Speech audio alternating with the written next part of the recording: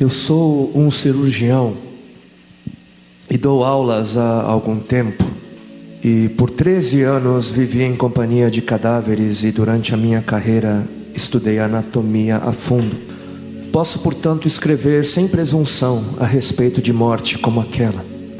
Jesus entrou em agonia no Getsemane e seu suor tornou-se como gotas de sangue a escorrer pela terra. O único evangelista que relata o fato é um médico, Lucas, e o faz com a precisão de um clínico.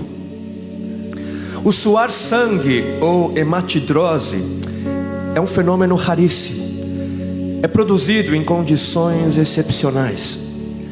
E para provocá-lo é necessário uma fraqueza física, acompanhada de um abatimento moral violento, causado por uma profunda emoção, por um grande medo. O terror, o susto, a angústia terrível de sentir-se carregando todos os pecados dos homens devem ter esmagado Jesus. Tal tensão extrema produz o rompimento das finíssimas veias capilares que estão sob as glândulas sudoríparas, e o sangue se mistura ao suor e se concentra sobre a pele, escorrendo então por todo o corpo até a terra. O corpo dele inteiro havia se tornado negro, porque ele havia suado sangue. Só para os irmãos entenderem qual é o estado de espírito que leva alguém a suar sangue. O terror, o susto, a angústia terrível de sentir-se carregando todos os pecados dos homens devem ter esmagado Jesus. Conhecemos a farsa do processo preparado pelos líderes religiosos, o envio de Jesus a Pilatos e o desempate entre Herodes e Pilatos. Pilatos teve que ceder e então ordenou a flagelação, o chicoteamento de Jesus. Os soldados despojam Jesus, tiram a roupa de Jesus e o prendem pelo pulso a uma coluna do pátio. A flagelação se efetua com tiras de couro múltiplas, sobre as quais são fixadas bolinhas de chumbo e pequenos ossos. Os carrascos devem ter sido 2, um de cada lado e de diferente estatura, e golpeiam com chibatadas a pele já alterada por milhões de microscópicas hemorragias do suor de sangue. A pele se dilacera e se rompe, o sangue espirra. A cada golpe Jesus reage em um sobressalto de dor. As forças se esvaem, um suor frio lhe impregna a fronte, a cabeça gira em uma vertigem de náusea, calafrios lhe correm ao longo das costas.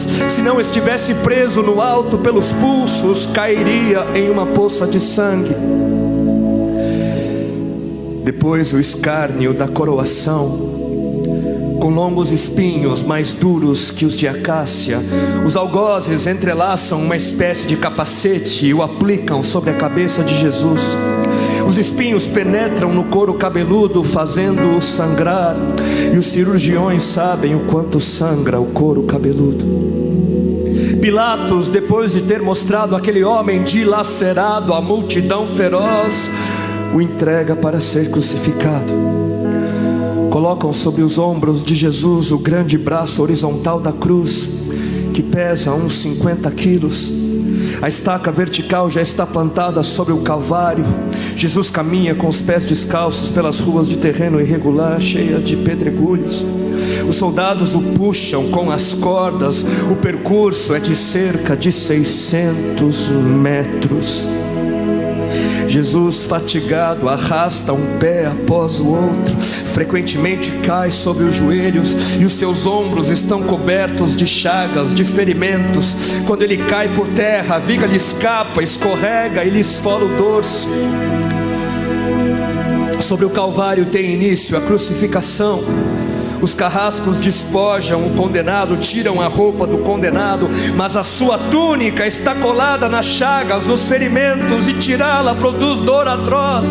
Quem já tirou uma atadura de gaze de uma grande ferida percebe do que se trata. Cada fio do tecido adere, cola a carne viva, e ao levarem a túnica se laceram as terminações nervosas postas em descoberto pelas chagas. Os carrascos dão um puxão violento, e há um risco de toda aquela dor provocar uma síncope. Mas ainda não é o fim. O sangue volta a escorrer. Jesus é deitado de costas. As suas chagas se incrustam de pequenos elementos. Depositam-no sobre o braço horizontal da cruz. Os algozes tomam as medidas. Com uma broca é feito um furo na madeira para facilitar a penetração dos pregos. Os carrascos pegam um prego, um longo prego pontudo e quadrado, apoiam-no sobre o pulso de Jesus e com um golpe certeiro de martelo o plantam e o rebatem sobre a madeira. Jesus deve ter contraído o rosto assustadoramente. O nervo mediano foi lesado. Pode-se imaginar aquilo que Jesus deve ter provado: uma dor lancinante, agudíssima, que se difundiu pelos dedos, espalhou-se pelos ombros, atingindo o cérebro. A dor mais insuportável que um homem pode provar, ou seja, aquela produzida pela lesão dos grandes troncos nervosos, que provoca uma síncope e faz perder a consciência. Mas em Jesus não. O nervo é destruído só em parte, e a lesão do tronco nervoso permanece em contato com o prego. E quando o corpo for suspenso na cruz, o nervo se esticará fortemente como uma corda de violino esticada, e a cada solavanco, a cada movimento, vibrará despertando dores dilacerantes. Elevam a Jesus. Os ombros da vítima esfregam dolorosamente sobre a madeira áspera. As pontas cortantes da grande coroa de espinhos penetram o crânio. A cabeça de Jesus inclina-se para a frente, uma vez que o diâmetro da coroa o impede de apoiar-se na madeira. Cada vez que o mártir levanta a cabeça, recomeçam pontadas agudas de dor. Pregam-lhe os pés. Ao meio-dia, Jesus tem sede. Não bebeu desde a tarde anterior e estava desidratado pela perda de tanto sangue. Seu corpo é uma máscara de sangue. A boca está semiaberta e o lábio inferior começa a pender. A garganta seca lhe queima, mas ele não pode engolir. Tem sede. Um soldado lhe estende sobre a ponta de uma vara uma esponja com bebida ácida de uso entre os militares. Tudo aquilo é uma tortura atroz. De repente, um estranho fenômeno se produz no corpo de Jesus. Os músculos dos braços se enrijecem em uma contração que vai se acentuando, os bíceps esticados e levantados, os dedos se curvando.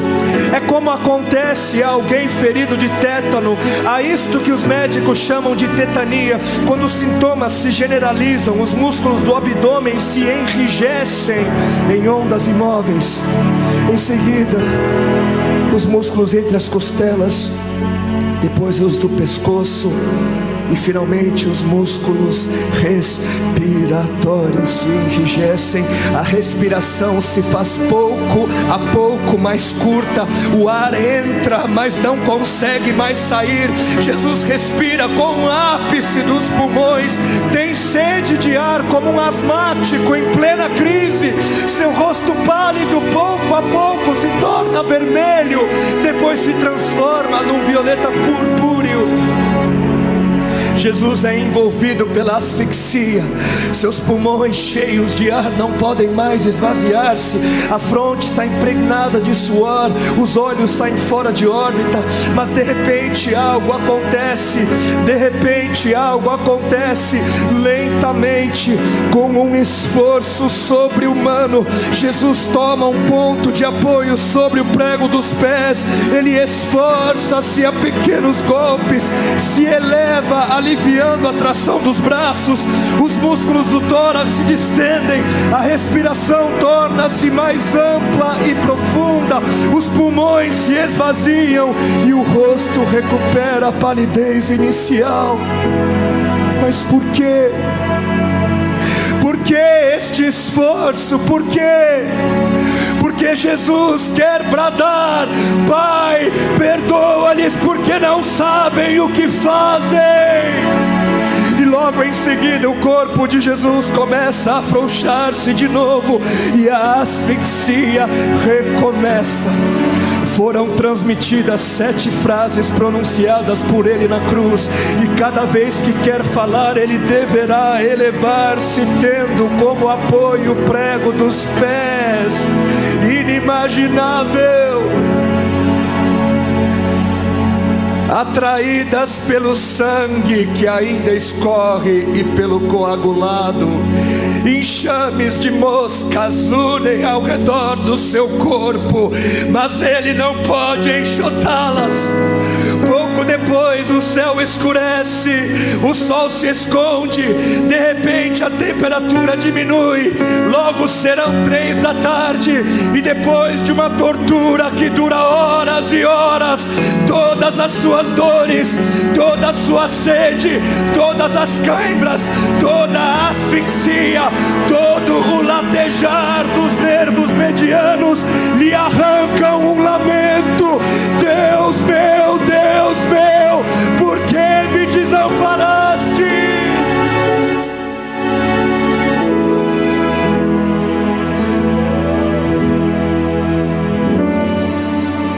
Jesus grita: está consumado!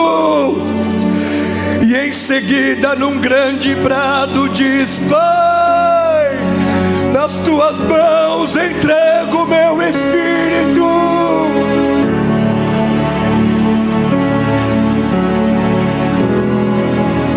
E morreu no meu lugar e no seu.